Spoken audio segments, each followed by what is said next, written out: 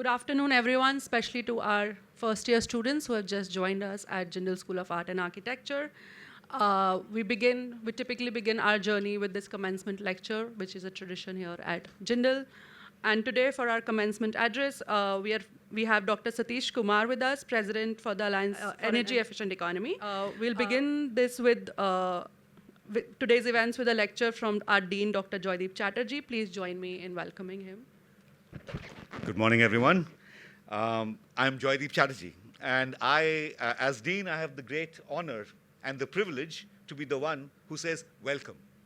Welcome to the Jindal School of Art and Architecture. A warm welcome to you, incoming class of 2024. A warm welcome to you, chief guest for today, Dr. Satish Kumar, who's the President, Alliance for Energy Efficient Economy, AEEE.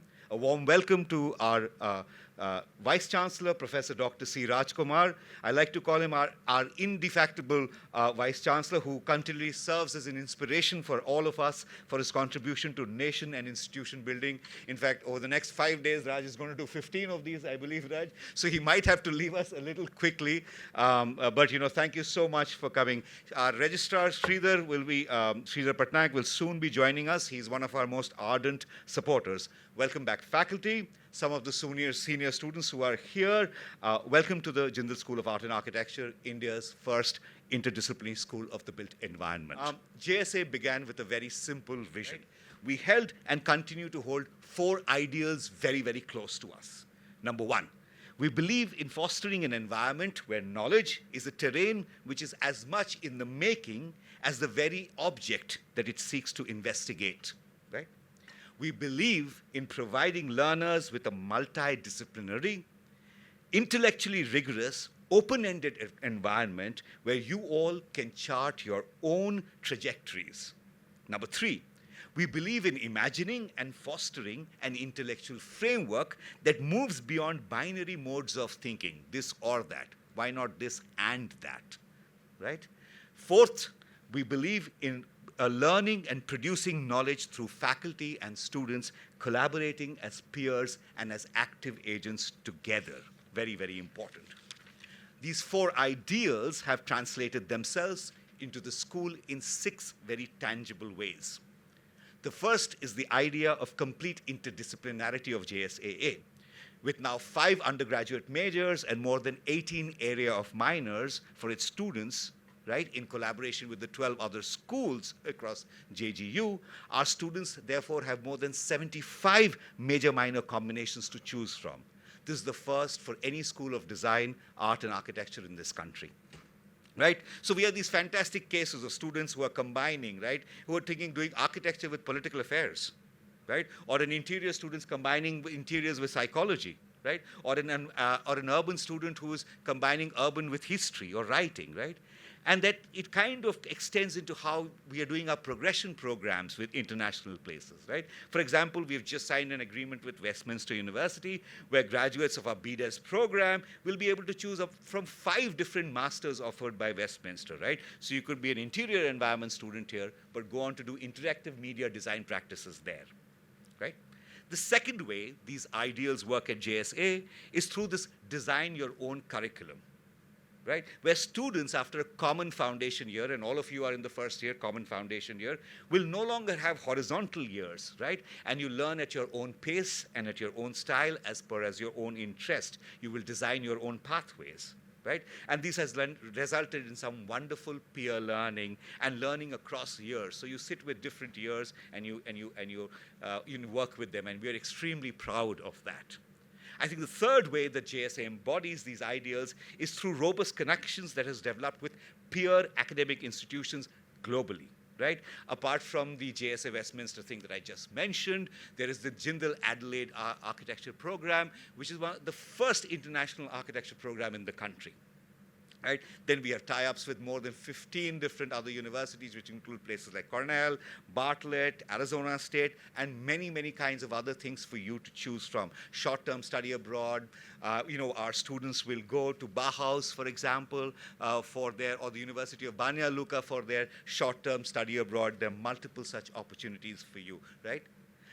The fourth way that these ideals manifest themselves at JSAA is through this idea of research, which is also very, very central.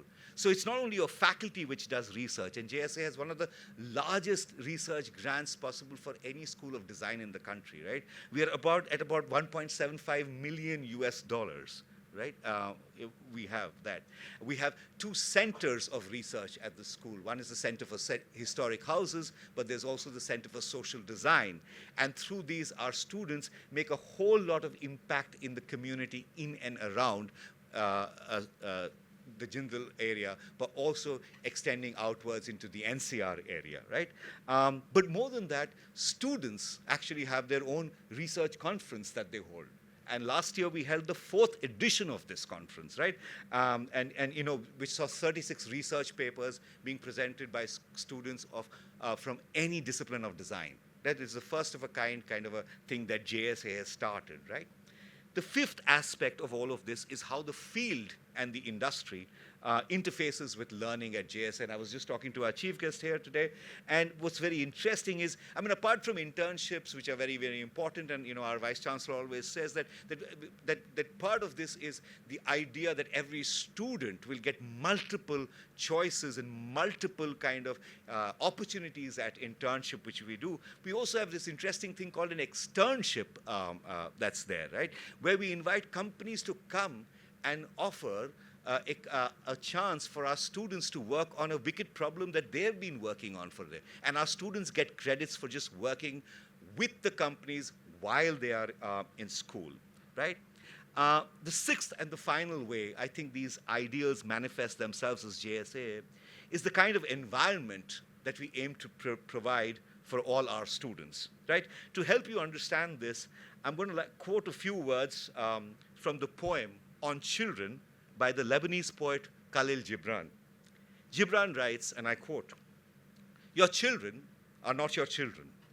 They are sons and daughters of life longing for itself. They come through you, but not from you. And though they are with you, they do not belong to you." Right? You may give them your love, but not your thoughts, for they have their own thoughts. You may house their bodies, but not their souls. For their souls dwell in the house of tomorrow, which you cannot visit, not even in your dreams. You may strive to be like them, but seek not to make them like you. For life goes not backwards, nor tarries with yesterday. You are the bows from which your children as living arrows are set forth. The archer sees the mark upon the path of the infinite, and he bends you with his might, that his arrows may go swift and far. Let your bending in the archer's hand be for gladness. For even he loves the arrows that flies, so he loves also the bow that is stable. JSA realizes that you, our founding batch, you are life longing for itself, that you are the future, and it hopes to be that stable bow which sets all of you like living arrows on your individual trajectories. Thank you and welcome. Yeah. Thank you, Dean. Next, I would request our founding Vice Chancellor, Professor Dr. C. Kumar, to kindly share his words with us. Also, very, very good morning to all of you. And it is indeed my proud privilege to, first of all, extend my heartiest greetings and congratulations to each student of the Jindal School of Art and Architecture. As Jaideep remarked, we began the journey of the School of Art and Architecture in 2018 with 25 students. And of course it was and probably around 7 or 8 faculty members, and it was a very small group, and now of course we have this auditorium. I still can't believe it, because it could very well be that Jaideep organized a bus or truck to get people from other places to come and be part of this. So, but I'm so delighted that all of you are here, and the school of course has grown from strength to strength. So I want to take this moment to extend my heartiest greetings, but also welcome all students of Jindal School of Art and Architecture, the students who have joined the BArch program, the BDES program, and of course the program that essentially provides opportunities for collaboration with the University of Adelaide, and I believe that's become a very popular program as well. I also want to extend my warm welcome to all the faculty members of the Jindal School of Art and Architecture, who have returned from their break, but also other new faculty members who have joined us as well. This day is very special for us because we welcome the new students of all schools of the university into the campus. And I know that you have joined and you will be experiencing a lot of new things, especially the high school students who have for the first time are tasting freedom and in that process discovering so many new things. You know, in the year 2009, as the founding Vice Chancellor, when we had 100 students and 10 to have the academic year begin with a commencement lecture. And it was a relatively innocent thought. We had the first commencement lecture when one school was there. And then in 2010, we started the business school. We had 2 commencement lectures. Now, 15 years later, we have not only 12 schools, but 4 institutes and a range of online and blended programs. So I need to attend 16 commencement lectures in a period of 4 days. And so it's like a marathon. And believe it or not, I've already done 3 since morning, and this is the 4th. So I'm keeping up my stamina and trying to do justice to it. But the reason I am here is essentially to extend my personal warm welcome to each one of you. This university was created as a philanthropic initiative of our founding chancellor and benefactor, Mr. Jindal. I had the privilege to study in a number of universities in India and abroad. And in 1998, when I was a student at Oxford, I dreamt about the idea of building a university in India. I spent the next decade essentially as a postgraduate student at Harvard, then a lawyer in New York, then I taught law in Japan and Hong Kong, and got to meet with Mr. Jindal in the year 2006 and spent a year persuading him to do 3 things. 1, to make a substantial financial commitment. 2nd, to do it in a not-for-profit manner. And 3rd, to let me have the academic freedom and autonomy and independence. Remarkably, not only Mr. Jindal agreed to do all of it, but kept his promise, and we began the journey in 2008 and opened the doors of the university in 2009.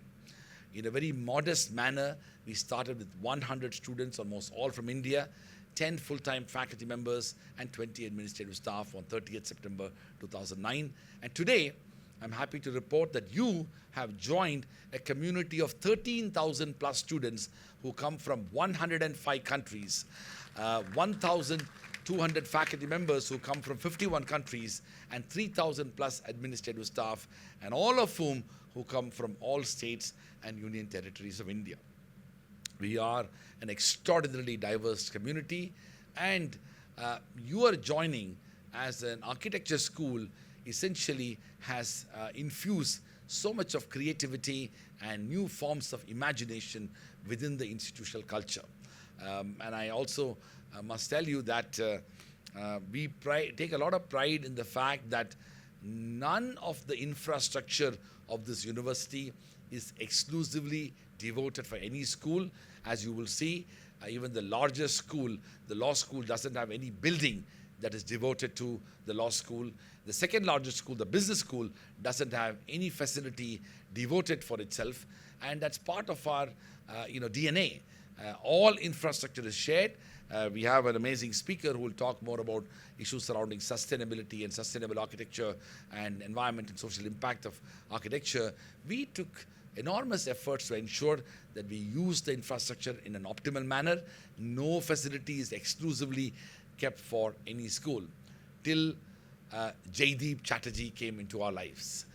Essentially, he negotiated too much of exclusive spaces for architecture and selling the idea that you need this lab and this and that and all of that.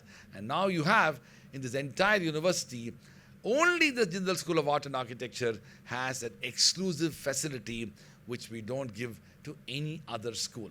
So I'm so happy that you will be making the best use of that facility and also be part of a larger community.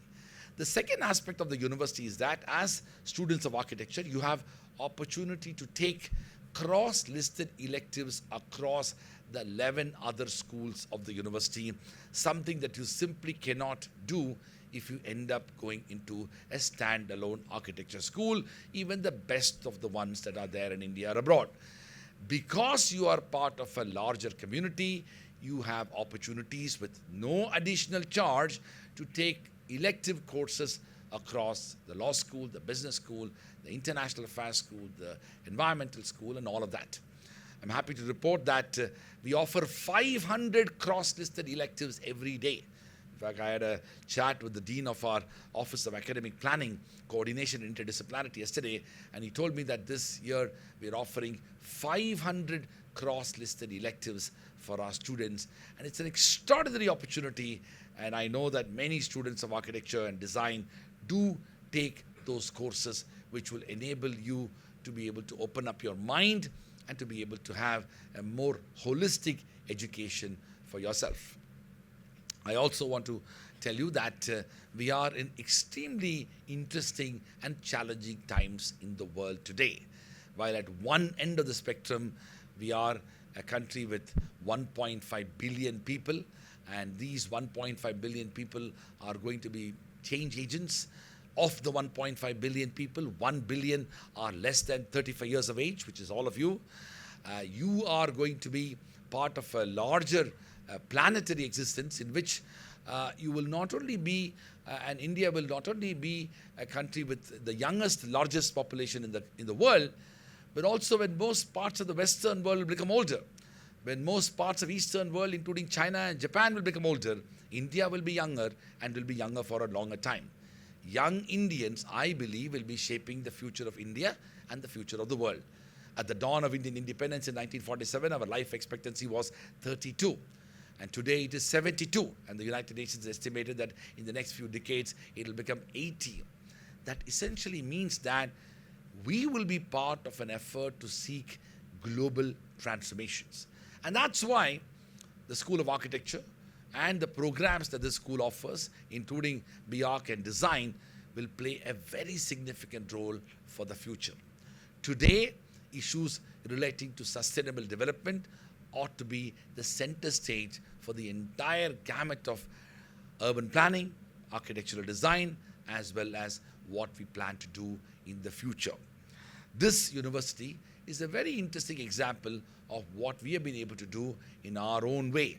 And I invite you to read the Sustainable Development Report 2024 that our university has published, not about SDGs around the world, but what we have done towards fulfilling SDGs. And I'm happy to report that the Times Higher Education Rankings has put us among the top 100 universities in the world when it comes to 2 SDGs, and I invite you to read the report.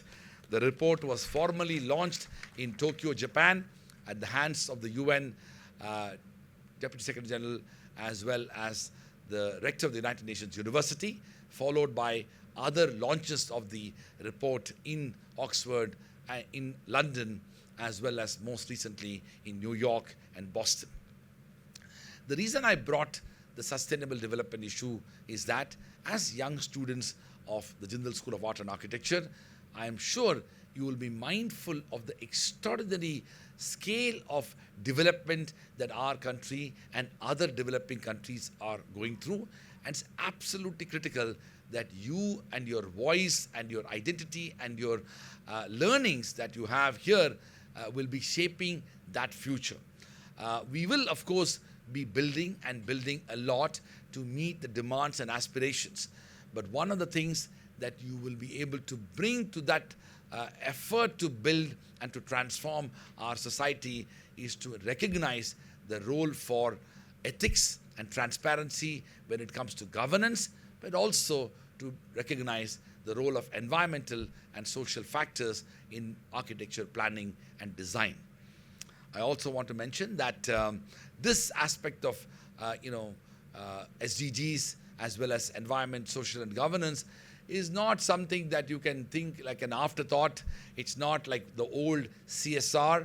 It's about integrating these elements into the very foundations of building cities and building institutions. And that takes a lot of courage of conviction, but more importantly, to be recognizing the ideas of sustainable development, intergenerational equity, and to what extent we as individuals have a larger responsibility when it comes to planning for the future. It also recognizes the extraordinary diversity in which we are all living. This university is another example. As I said before, we pride in the fact that we have students and faculty from across India and around the world. But I'm also proud of the fact that over 50% of our students are women, over 55% of our faculty are women, and I can't help notice, and I will tell the Dean, that you can't have manels with just men sitting here, and I sincerely hope that future events of the Jindal School of Art and Architecture will have at least 40% representation of women in all panels. In fact, nowadays I refuse invitations to attend any events which are entirely led by men, and I hope that we will take this matter as a part of our commitment. In some ways, all of us in education institutions have an important leadership role to play. We need to change our mindset and approach towards promoting diversity and pluralism, and there is no better place than educational spaces which can provide that leadership. In conclusion, I want to say that this year is very special for a number of reasons. I want to share two interesting bits of information. One is, of course, the fact that our university is celebrating the 15th anniversary. So I invite all of you to do activities and initiatives to advance that. We, of course, have a nice little logo, which is already in your invitation. But we'll be formally celebrating that occasion on 30th September of this year, when on 30th September 2009, we opened the doors of the university to the students and faculty. But even more important is that this year marks the 75th anniversary of the adoption of the Constitution of India. On 26 November 1949, the Constitution of India was adopted. That date is more significant than the date 26 January, as we celebrate as Republic Day. This was the day when the Constitution of India was adopted. It was signed, and this year, on 26 January 2024, we will be celebrating the 75th anniversary of the Constitution of India. Yesterday, I had announced, and I'm sure you might have read it, that our university is embarking on an extraordinarily significant, truly, monumental initiative to establish India's first, the Constitution Academy and the Rights and Freedoms Museum on our campus. And as we speak, we are doing that. An amazing group of architects, designers, cultural anthropologists, sociologists, historians, political scientists, and lawyers, philosophers, curators have assembled together to be able to create this monumental initiative on our campus. The design and the plans are spectacular. We have an international board of advisors with over 100 people from around the world, the who's who of India when it comes to lawyers, judges, historians, political scientists, journalists, philosophers, anthropologists. We simply have brought together an amazing group of individuals representing different walks of life to be able to be part of an effort to build this extraordinary institution, which I believe will be for perpetuity. The reason I wanted to share this thought with you is that I have sought your own views, comments, perspectives, ideas as we are involved in the creation of it. It will be an amalgamation of physical space and digital space. It will be an amalgamation of history and contemporary and evolution and even future. And this will be a living museum where there will be more and more opportunities to expand itself. So these are all some of the very, very important ideas that we are part of. I can only hope that you will be creating many more new ideas, and you will also join efforts with others in the university to be able to be part of these initiatives. I am personally so delighted that you have joined us, and I sincerely hope you will have a fulfilling and a transformative experience as students of the Jindal School of Art and Architecture and OP Jindal Global University. As I said before, I will hear a bit of our chief guest and then slip away, as I will be appearing in these 15 plus commencement lectures, and I need to sufficiently look serious about Each time I'm speaking to new sets of students and faculty, and I'm conscious of the fact that I'm able to formally extend a welcome to each one of you. Thank you very much, and it's an absolute delight to see each one of you. Congratulations. Further, we have the commencement lecture by our guest today, Dr. Satish Kumar. Dr. Satish Kumar is the co-founder and the president for the Alliance of an Energy Efficient Economy, AEEE, India's foremost energy efficiency policy support and market enablement non-for-profit organization. Dr. Kumar is also an Ashrayan Lead Fellow, the highest professional recognition conferred by two leading global professional society. Dr. Kumar served as an energy efficiency ambassador and vice president of energy management services at the Schneider Electric and as a scientist at the Lawrence Berkeley National Laboratory in his previous roles. He holds a doctorate from the building science at the Carnegie Mellon University and a Bachelor of Architecture from IIT Roorkee. Without further ado, I welcome Dr. Kumar here. So first of all, what an honor and a privilege to be addressing, I guess, like more than 200 students in the audience. And I would like to start with my thanks to Abu for extending this invitation. And it's truly an absolute honor and a privilege. As I was listening to, I think, the history of Jindal Global University and what it has accomplished, I think, in the last 15 years, and to Dr. Chatterjee's, I think, in terms of the things that the architecture department has done over the last 5 years, it was really astounding that how far, I think, education has come in India. And I think these kind of initiatives offer such a wonderful opportunity to the young, I think, students, I think, who are embarking on this career. So just for my benefit, I just want a show of hand. How many people are freshers, like first-year students who have just joined? Okay, great. How many of you are graduating? Won't be here. Okay. Oh, so that, okay, so that will be the first batch that will be graduating. On 7th August. Okay. Yes, second batch which is going to graduate. Okay. All right. Okay. All right. So, so let me just start this lecture. And what I have done is that I have divided it into kind of three main parts.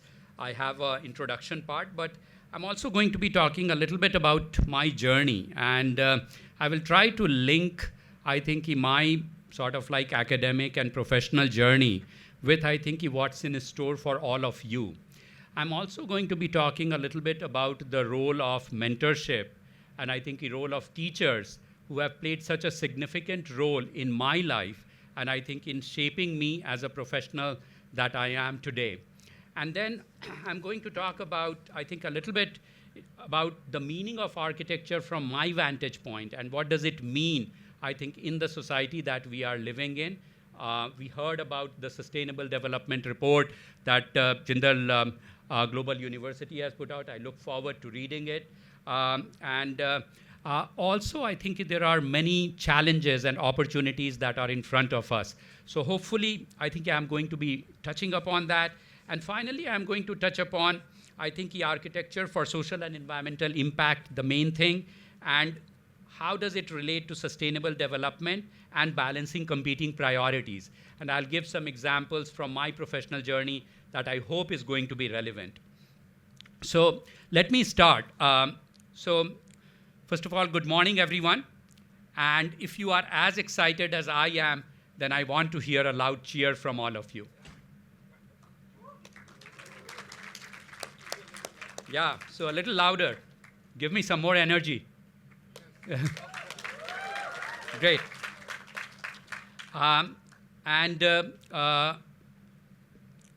So today I'm honored to address, I think, all of you and such a vibrant group of young and aspiring professionals. Some of you are going to be national leaders. Some of you are going to be professional leaders. Some of you are going to be business leaders. And I think my first thing would be, I think, just do not underestimate your power. As you are starting your professional academic journey, I think the world is at your feet. I think all of you are young, and I think I wouldn't be surprised if one of you can become like a prime minister or a president of this country or a business leader who is going to transform this world. So I think you believe in yourself, believe in your power. I would like to start our morning with some thought-provoking words from John Gardner. He once said that the society which scorns excellence in plumbing as a humble activity and tolerates shoddiness in philosophy because it is an exalted activity will have neither good plumbing nor good philosophy, neither its pipe nor its theories, neither its pipes nor its theories will hold water. This statement underscores the critical balance that is needed between practical skills and intellectual depth and curiosity. Elements that I trust have been integral to your education so far and will be an integral component of your education from whatever I have heard about, I think, both Jindal Global University as well as Jindal School of Art and Architecture. So a little bit about, I think, myself and my journey.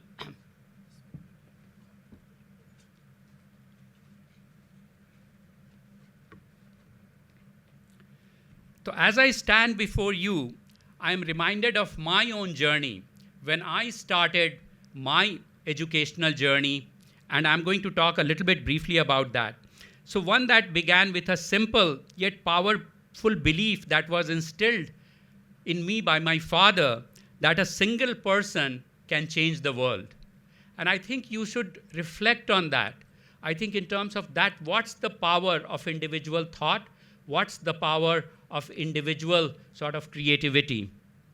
Today, as you stand, I think you're on the brink of your sort of like starting your educational and professional lives. I want to share some stories from my journey, hoping that they may light a path just as they have illuminated mine.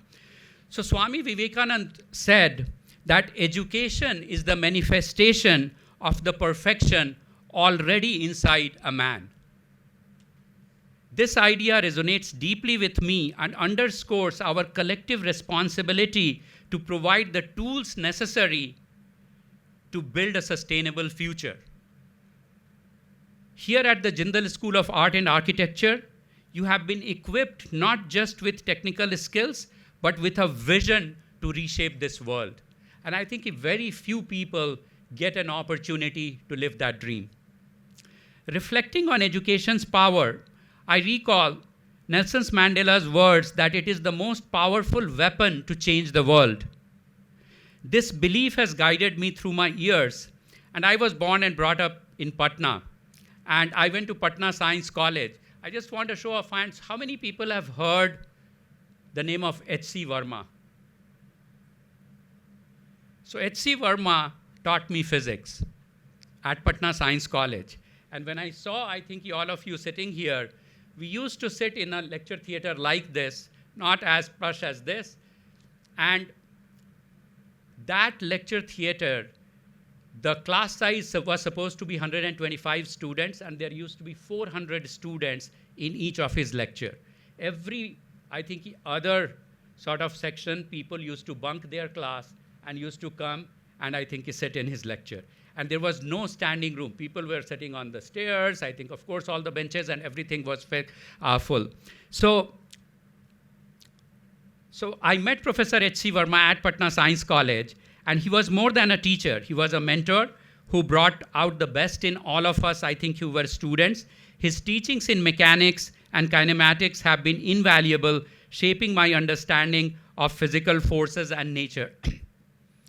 I carried these lessons with me to IIT Roorkee, a place teeming with eager minds and spirited debates. Here, learning went beyond classrooms. Seniors mentored juniors. We shared notes and dreams, often helping each other with thesis projects.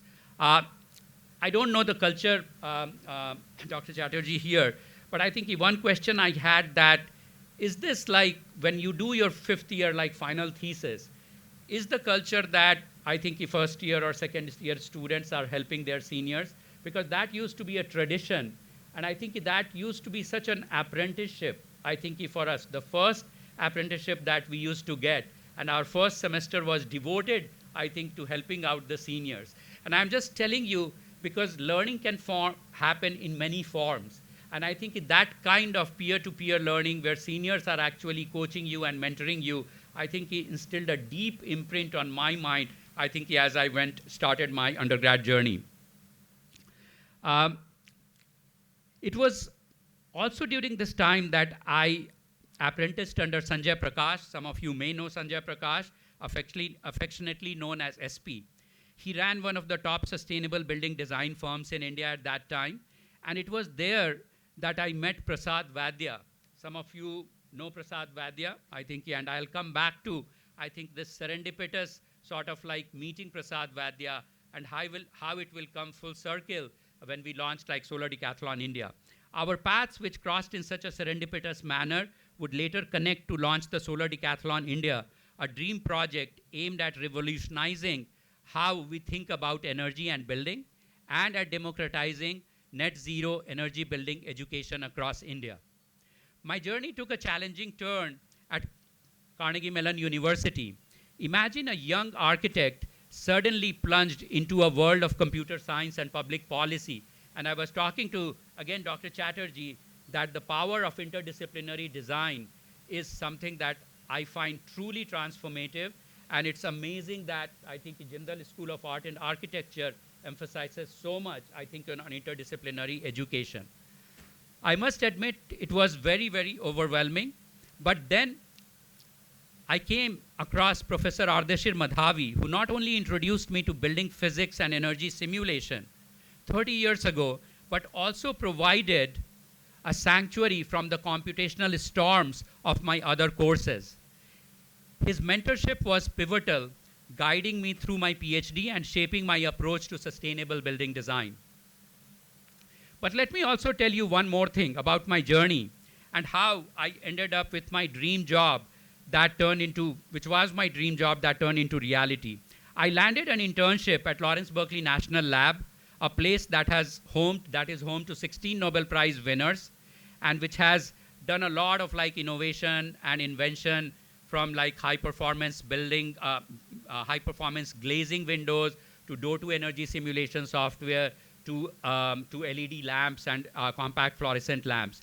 Here I worked under the guidance of Dr. Arthur Rosenfeld and Jeff Harris, both giants in the field of energy efficiency, but who were mentors who shaped not just my career, but my worldview. They taught me that to be a great scientist or architect isn't just about building or discovering, but also about inspiring, teaching, and mentoring. They not only imparted knowledge, but also modeled a spirit of generosity and mentorship that strive to emulate. So why I am sharing this narrative with all of you today? Because it encapsulates the profound lessons that have guided me, the importance of grounding yourself in first principles, the humility to recognize the role of serendipity and luck in your achievements, and the transformative power of mentorship.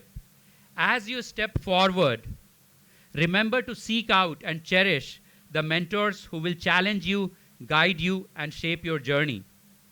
They are the ones who will help you align with your true purpose, which is the cornerstone of not just a successful career, but a fulfilling life.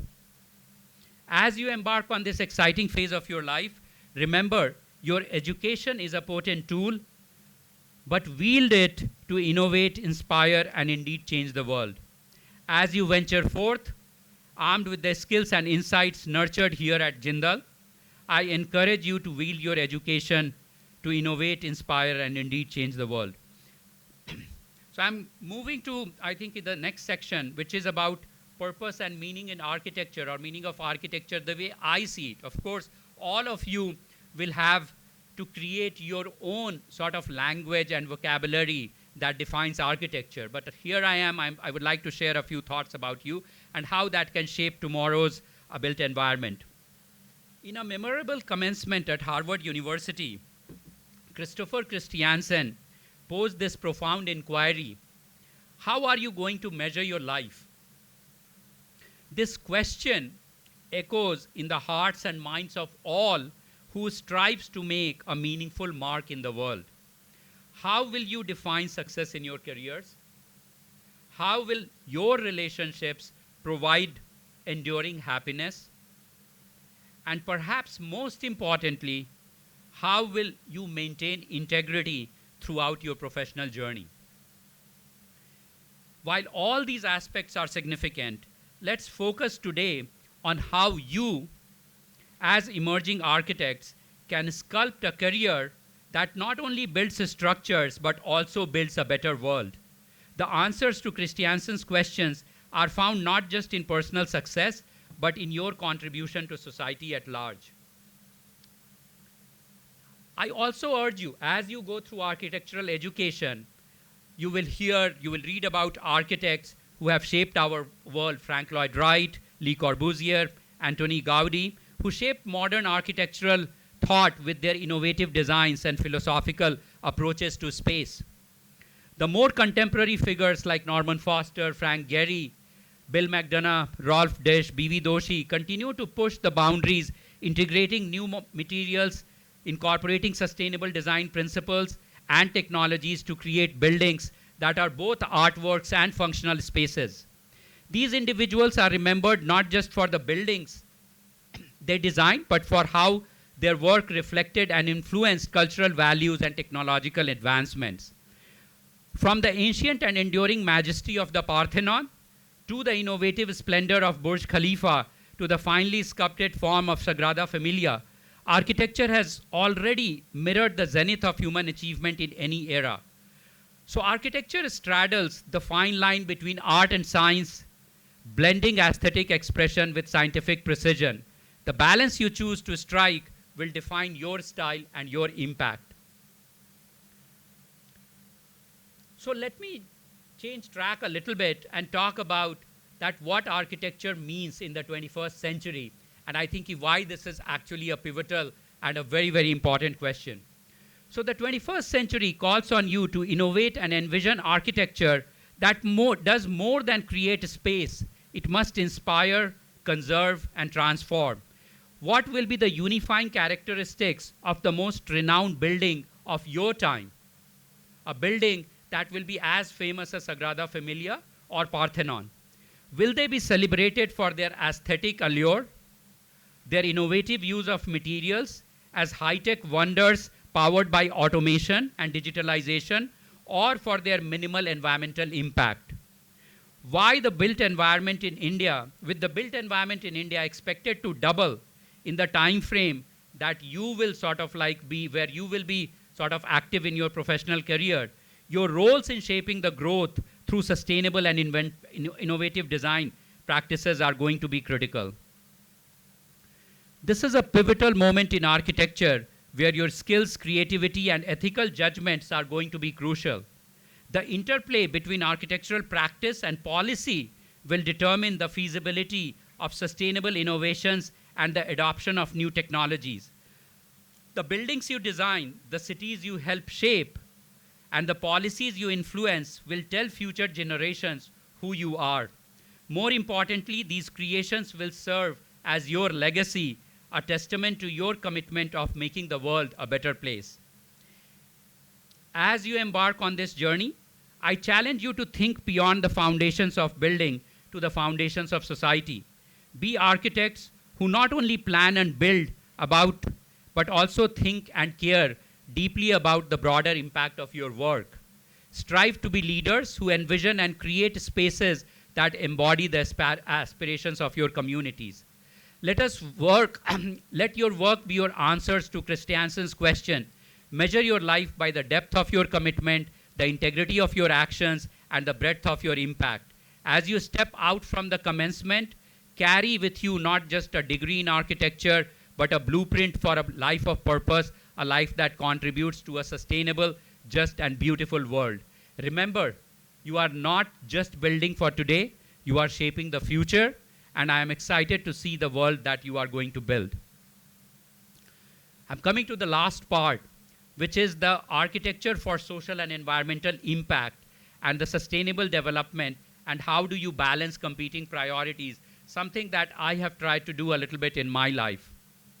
So as we gather today at the crossroads of innovation and legacy in architecture, it is essential to reflect on the transformative role of architecture in addressing the pressing challenges of sustainability and environmental impact. Embracing the principles of the Sustainable Development Goals, I have come to recognize the profound duty we carry as architects to promote efficient energy utilization, develop robust infrastructure, and fuse energy efficiency with renewable energy. Your goal, to significantly reduce the carbon footprint of our built environments without compromising your quality of life. And let me tell you, this is not an easy goal to accomplish. You will require all your faculties, all your innovative ideas, and all, I think, everything that you are going to learn at Jindal School to fulfill this promise. Because India is a land of mouth-watering opportunities and eye-watering challenges, the call for sustainable development echoes louder than ever. As our population burgeons and urbanization accelerates, the escalating demand for energy paints a complex picture of the hurdles that we face today. Yet, amidst these challenges lies immense potential for transformative change. William Arthur Ward once eloquently stated, "The pessimist complains about the wind, the optimist expects it to change, the realist adjusts the sails." Today, we are the realists at the forefront of architectural innovation and sustainability, tasked with adjusting our sails toward a future that is not only sustainable, but also efficient and resilient. Our traditional methods of design and construction that I'm sure you are going to learn, once very effective, sometimes are not as useful in a less, that were effective in a less populated and less resource-intensive world, sometimes struggle to align with our natural ecosystem and finite resources. The methodologies that have served us well for decades are being called into question as we face an unsustainable future where our resource-intensive buildings contribute significantly to climate change. From the way we light our building to the technologies we use for heating and cooling, every aspect of our professional practice needs a thoughtful re-evaluation. It is in this context that initiatives like Solar Decathlon India become crucial. Co-founded by the Alliance for an Energy Efficient Economy, the organization that I helped co-found and I lead today, and the Indian Institute of Human Settlements under the aegis of Indo-US Science and Technology Forum. This initiative is superbly led by my friend from SP's office, Professor Prasad Vadya, and empowers students like you to tackle real-world energy and carbon challenges. It provides a platform to design net zero energy water buildings that are affordable, resilient, sustainable, incorporating the lean, mean, and green strategies that are pivotal for modern architectural design. The lean stage focuses on minimizing heat transfer and enhancing daylighting, reducing the reliance on artificial lighting and air conditioning through the design choices that an architect makes. The mean stage implements the most energy efficient solutions to further decrease energy use while maintaining thermal, visual, and acoustical comfort. And finally, the green stage ensures that all energy needs are met through renewable energy sources, drastically cutting down greenhouse gas emissions. And together, all three strategies aim to make a building net zero energy first and net zero carbon eventually. But the impact of Solar Decathlon India extends beyond these designs. It fosters a culture of innovation and sustainability among students who carry these principles into their professional lives, equipped to influence decision-making and lead transformative projects. This initiative symbolizes the essence of many sustainable development goals, creating a learning environment that transcends the traditional confines of the classroom. As we envision a future where our buildings are not just structures, but finely tuned habitats that embody energy efficiency and net zero energy principles, who carry we align with the lifestyle for environment mission envisioned by our Honorable Prime Minister. This future where sustainable knowledge and technologies are accessible to all is not just a dream, but a necessary reality today. Finally, I want you to all to reflect on the words of former US President Barack Obama, who reminded us that we, I'm talking about my generation, are the first generation to feel the effects of climate change and the last that can do something about it. The task before us is monumental, but it is within our capacity to address. By continuing to strive for these goals, we ensure a future that is sustainable, regenerative, and equitable. Let us be the architects of this future, transforming our world one building at a time. So as I conclude my lecture, I'm reminded of the profound words of Robert Swan. The greatest threat to our planet is the belief that someone else will save it. Let this not be our creed. Instead, let us be the architects of our own destiny, stepping forward with resolve and leading by example to foster a sustainable, efficient, and flourishing future. As you are going to transition from students to professionals in the blink of an eye, let me ask you this question. Do you aspire to simply build, or do you aim to transform? Your decision today will resonate through generations, shaping the future not only of architecture but of society itself. I want each one of you to think and reflect where each building we design, every plan we draft, and every innovation we implement makes a significant impact on the world we hold dear. Let every structure be a testament to our commitment to the planet and to our shared humanity. Why? Because I strongly believe that every architect should consider how their work contributes to or mitigates the impact of climate change. Your designs, choices, and innovations have the power to influence global sustainability. And as you do that, please ensure that you live a life filled with purpose. Do not merely drift along the currents of existence. Shape your path with intention, and let your actions speak of your dedication to make a meaningful difference. Thank you very much.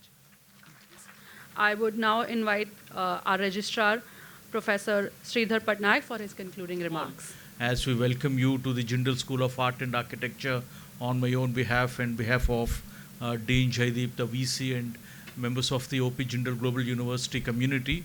Perhaps Jaideep can correct me, while largely art and architecture or architecture schools are located within engineering schools or technical universities, but here we have a situation wherein Social Sciences and Humanities University is having such a school, and you will not only become, I can assure you, good designers and architects, but you will also develop a philosophy of thought and action as you gather lessons from other schools as well, because interdisciplinarity is the key. But while all these academic aspects are very important, quickly I would like to appeal and request to each one of you, particularly those not the returning or existing students, but all the new joinees, while the campus is abuzz with activities, with your presence and so many other events and programs taking place around you, but you shall also be a little more kinder to yourselves in case you're finding it a little difficult to assimilate socially and even otherwise, because when diversity is thy name, you will have different opportunities, but you will also have a different set of challenges as well as you meet new individuals, you make new friendships, you meet your existing friends who might have joined this school or other schools, but in a very different capacity, and then you have all the faculty members of the School of Art and Architecture to mentor you and to guide you. And as Dr. Kumar rightly mentioned, you will find that one individual who could become your lifelong mentor, but it's very, very important that you should be open to the guidance that you're going to receive, both academically and even otherwise. And whenever you are in trouble or whenever you need something, again, taking cue from Dr. Kumar and Jaideep, you must ask. If you ask, you'll get a solution. And it's very important that you undertake personal leadership for yourself as you embark upon this very important and significant journey in your respective lives, because being a student of a university, and any university for that matter, is a matter of experience. It's not just only about your classroom learning, but even learning like the way in which it is taking place now, or through various activities which the school would organize and even other schools would organize. So you'll have a lot to garner from, but nonetheless, don't lose the soul of it and the sight of it, and have a great time here, but at the same time, respect all the university regulations so that you don't fall trapped to any peer pressure and don't find yourself in any kind of a trouble, because we want you to have a pleasant and a safe and an engaging and an enriching time over here. On this particular note, I would also like to thank Dr. Satish Kumar for his time, to Dr. Jaideep for his leadership, and to all the wonderful set of faculty members and the administrative staff members of the school and the university, and all the student volunteers for having set up this wonderful program for all of you this afternoon. So on this note, I welcome you all, and I congratulate each one of you for your admission to the School of Art and Architecture. Conclude today's session with a vote of thanks from our Associate Professor, Abu Tala Faruqi. On behalf of the Jindal School of Art and Architecture, I would like to extend a hearty vote of thanks to our commencement speaker, Dr. Satish Kumar, for accepting our invitation and for sharing his inspirational journey with us today. Thank you. I would also like to thank our Vice Chancellor, Dr. C. Rajkumar, and our Registrar, Professor Sridhar Patnaik, and the Dean of the school, Professor Joydeep Chatterjee. A special mention to the Student Council, JGU Events team, JGU Media team, and all the support staff for helping us organize this commencement event. Last but not the least, a big thank you to all the students and the faculty for making this event memorable for us. Thank you, and I wish you all a great day ahead.